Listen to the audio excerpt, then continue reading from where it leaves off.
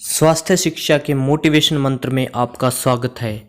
आज के इस प्रसंग में हम स्वामी विवेकानंद द्वारा शिकागो धर्म सम्मेलन में 1893 में दिए गए प्रथम भाषण को सुनेंगे। उनके इस ओजस्वी भाषण को सुनकर आपके जीवन में महत्वपूर्ण बदलाव आएगा, ऐसी हम आशा करते हैं। 11 सितंबर 1893 शिकागो धर्म सभा में सभापति कार्डिनल गिब्बन्स के चारों ओर पूर्व देशीय प्रतिनिधियों का समूह इकट्ठा था। इन प्रतिनिधियों के अनेक प्रकार के रंगीन वस्त्र अपनी अपनी चमक दिखला रहे थे।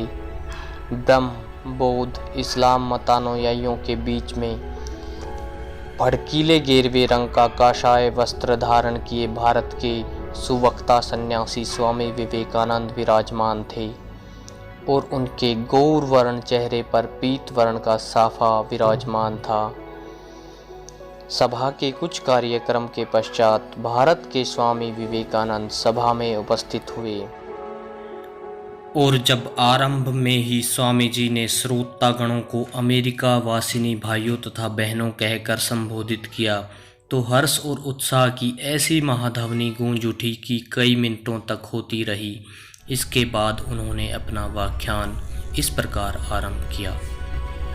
अमेरिका वासिनी भाइयों तथा बहनों, जिस सौहार्द तथा स्नेह के साथ आपने हम लोगों का स्वागत किया है, उसके फलस्वरूप मेरा हृदय अकथनीय हर्ष से प्रफुल्लित हो रहा है।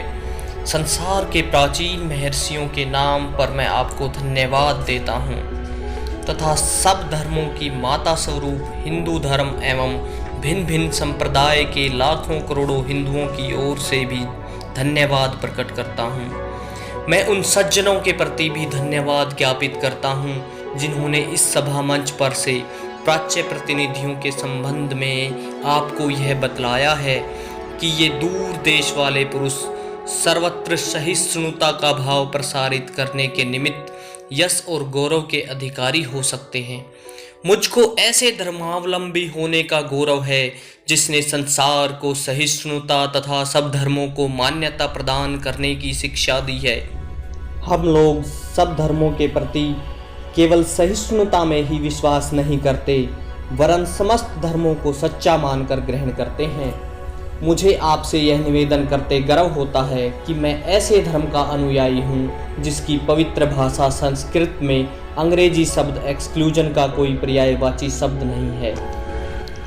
मुझे एक ऐसे देश का व्यक्ति होने का अभिमान है जिसने इस पृथ्वी की समस्त पीड़ित और शरणागत जातियों तथा विभिन्न धर्मों के बहिष्कृत मतावलंबियों को आश्रय दिया है। मुझे यह बतलाते गर्व होता है कि जिस वर्ष यहूदियों का पवित्र मंदिर रोमन जाति के अत्याचार से धूल में मिला दिया गया, उसी वर्ष कुछ अभिजात यहूदी आश्रय लेने दक्षिण भारत में आए और हमारी जाति ने उन्हें छाती से लगाकर शरण दी। ऐसे धर्म में जन्म लेने का मुझे अभिमान है जिसने पारसी जाति की रक्षा की और उसका पालन अब तक कर रहा है। भाइयों, मैं आप लोगों को एक स्तोत्र के कुछ पद सुनाता हूँ जिससे मैं अपने बचपन से गाता आ रहा हूँ और जिसे प्रतिदिन लाखों मनुष्य गाया करते हैं। रुचिनाम वैचित्र्या द्रजु कुटिल नाना पथ जुषाम निर्णामे को गम्यस्तम असी पैशा मरणाव इव। जैसे विभिन्न नदियाँ भिन्न भिन्न स्रोतों से निकलकर समुद्र में मिल जाती हैं, उसी प्रकार हे प्रभु भिन्न भिन्न रुचि के अनुसार भिन्न भिन्न टेढ़े मेढ़े एवं सीधे रास्तों से जाने वाले लोग अंत में तुझ में ही आकर मिल जाते हैं। यह सभा जो संसार की अब तक की सर्वश्रेष्ठ सभाओं में से एक है, जगत के लिए गीता के उस अद्भुत उपदेश की घोषणा एवं विज्ञापन है जो हमें यह बतलाता है, ये यथा माम प्रपद्यन्ते तांस तथैव भजाम्यहम् मम वर्तमानु वर्तन्ते मनुष्या पार्थ सर्वशः। जो कोई मेरी ओर आता है, चाहे किसी प्रकार से हो, मैं उसको प्राप्त होता हूँ। लोग भिन्न भिन्न मार्ग द्वारा प्रयत्न करते हुए अंत में मेरी ही ओर आते हैं। सांप्रदायिकता, संकीर्णता और उनसे उत्पन्न भयंकर धर्म विषयक उन्मत्तता इस सुंदर पृथ्वी पर बहुत समय तक राज्य कर चुके हैं। इनके घोर अत्याचार से पृथ्वी भर गई। इन्होंने अनेक बार मानव रक्त से धरणी को सींचा, सभ्यता नष्ट कर डाली और समस्त जातियों को हताश कर डाला। यदि यह सब न होता तो मानव समाज आज की अवस्था में कहीं अधिक उन्नत हो गया होता, पर अब उनका भी समय आ गया है।